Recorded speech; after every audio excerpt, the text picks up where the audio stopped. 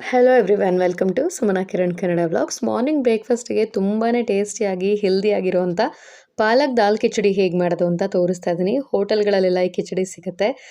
So ಮನೇಲೂ ಕೂಡ ಒಂದ್ಸಲ ಟ್ರೈ ಮಾಡಿ ನೋಡಿ.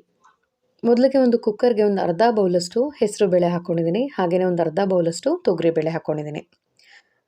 ಅದೆರಡನ್ನೂ ಕೂಡ ಅರ್ಧ ಅರ್ಧ ಬೌಲ್ ಹಾಕ್ಕೊಂಡು ಒಂದು ಬೌಲಷ್ಟು ಅಕ್ಕಿಯನ್ನು ಹಾಕ್ಕೊಂಡಿದ್ದೀನಿ. ಸೊ ಬೇಳೆ ಒಂದು ಬೌಲ್ ಆಗುತ್ತೆ, ಅಕ್ಕಿ ಒಂದು ಬೌಲ್ ಆಗುತ್ತೆ.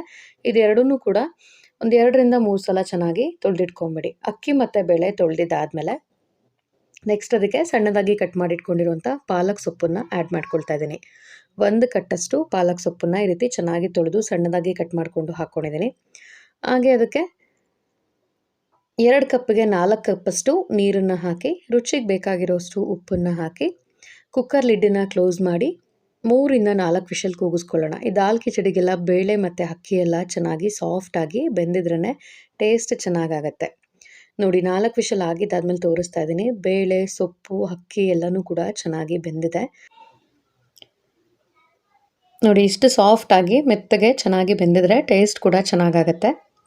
ನೆಕ್ಸ್ಟ್ ಇವಾಗ ದಾಲ್ ಕಿಚಡಿಗೆ ಒಗ್ಗರಣೆ ಹಾಕ್ಕೊಳ್ಳೋದಕ್ಕೆ ಒಂದು ಪ್ಯಾನ್ ಇಟ್ಕೊಂಡು ಅದಕ್ಕೆ ಒಂದು 2ರಿಂದ 3 ಟೀ ಸ್ಪೂನಷ್ಟು ಎಣ್ಣೆ ಹಾಕಿ ಒಂದು 2 ಟೀ ಸ್ಪೂನಷ್ಟು ತುಪ್ಪ ಹಾಕ್ಕೊಂಡಿದ್ದೀನಿ. ಒಗ್ಗರಣೆಗೆ ತುಪ್ಪ ಹಾಕೋದ್ರಿಂದ ರುಚಿ ತುಂಬ ಚೆನ್ನಾಗಿರುತ್ತೆ. ಎಣ್ಣೆ ಮತ್ತು ತುಪ್ಪ ಎರಡೂ ಕೂಡ ಚೆನ್ನಾಗಿ ಕಾಯಿದ್ಮೇಲೆ ಒಂದು ಅರ್ಧ ಟೀ ಸ್ಪೂನ್ ಸಾಸಿವೆ, ಅರ್ಧ ಟೀ ಸ್ಪೂನ್ ಜೀರಿಗೆನ ಹಾಕಿ ಹಾಗೆಯೇ ಒಂದು 10 ಪೀಸಷ್ಟು ಗೋಡಂಬಿ. ಒಗ್ಗರಣೆಗೆ ತುಪ್ಪದಲ್ಲಿ ಗೋಡಂಬಿ ಹುರಿದು ಹಾಕೋದ್ರಿಂದ ರುಚಿ ತುಂಬ ಚೆನ್ನಾಗಿರುತ್ತೆ. ಗೋಡಂಬಿ ಸ್ವಲ್ಪ ಕಲರ್ ಚೇಂಜ್ ಆಗಿದೆ ಆದಮೇಲೆ ಅದಕ್ಕೆ 1 ಕಡ್ಡಿಯಷ್ಟು ಕರಿಬೇವು, 2 ಹಸಿಮೆಣಸಿನ್ಕಾಯಿ, 1 ಒಣಮೆಣಸಿನ್ಕಾಯಿನ ಹಾಕ್ಕೊಳ್ತಾ ಇದ್ದೀನಿ. ಖಾರಕ್ಕೆ ಅಚ್ಕಾರದ ಪುಡಿ ಯೂಸ್ ಮಾಡಿದ್ದೀನಿ. ಒಗ್ಗರಣೆಗೆ 2 ಹಸಿಮೆಣಸಿನ್ಕಾಯಿ, 1 ಒಣಮೆಣಸಿನ್ಕಾಯಿನ ಹಾಕ್ಕೊಂಡಿದ್ದೀನಿ.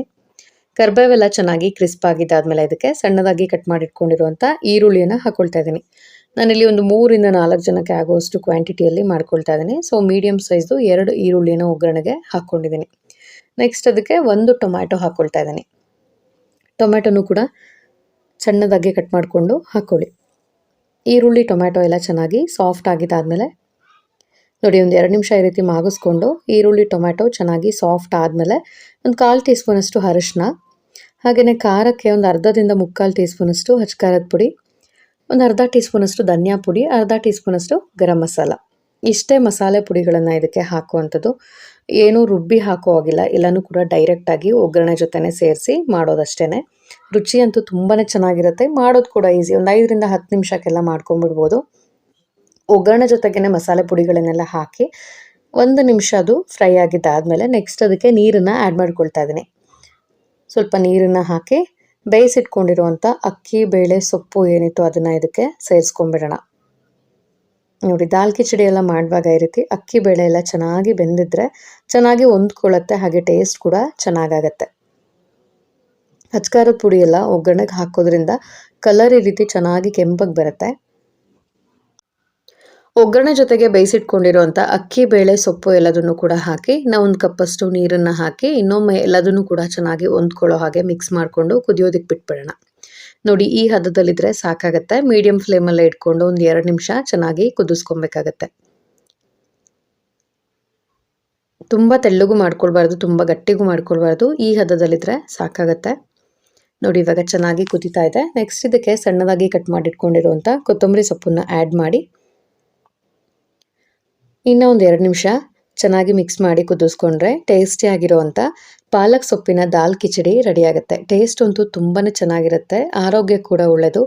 ಬೇಗ ಈ ಬ್ರೇಕ್ಫಾಸ್ಟನ್ನು ಮಾಡಿಬಿಡ್ಬೋದು. ಮಿಸ್ ಮಾಡ್ದೇ ಟ್ರೈ ಮಾಡಿ ನೋಡಿ, ಟೇಸ್ಟ್ ತುಂಬ ಚೆನ್ನಾಗಿರುತ್ತೆ. ಈ ವಿಡಿಯೋ ಹಾಗೆ ರೆಸಿಪಿ ನಿಮಗೆಲ್ಲರಿಗೂ ಇಷ್ಟ ಆಯಿತು ಅಂದ್ಕೋತೀನಿ. ಇಷ್ಟ ಆಗಿದ್ರೆ ಲೈಕ್ ಮಾಡಿ, ಶೇರ್ ಮಾಡಿ, ಕಮೆಂಟ್ ಮಾಡಿ. ಹಾಗೆ ಇನ್ನೂ ನನ್ನ ಚಾನಲ್ಗೆ ಯಾರೆಲ್ಲ ಸಬ್ಸ್ಕ್ರೈಬ್ ಆಗಿಲ್ಲ ಮರಿದೇನೆ ಸಬ್ಸ್ಕ್ರೈಬ್ ಮಾಡಿಕೊಂಡು ಸಪೋರ್ಟ್ ಮಾಡಿ. Thank you.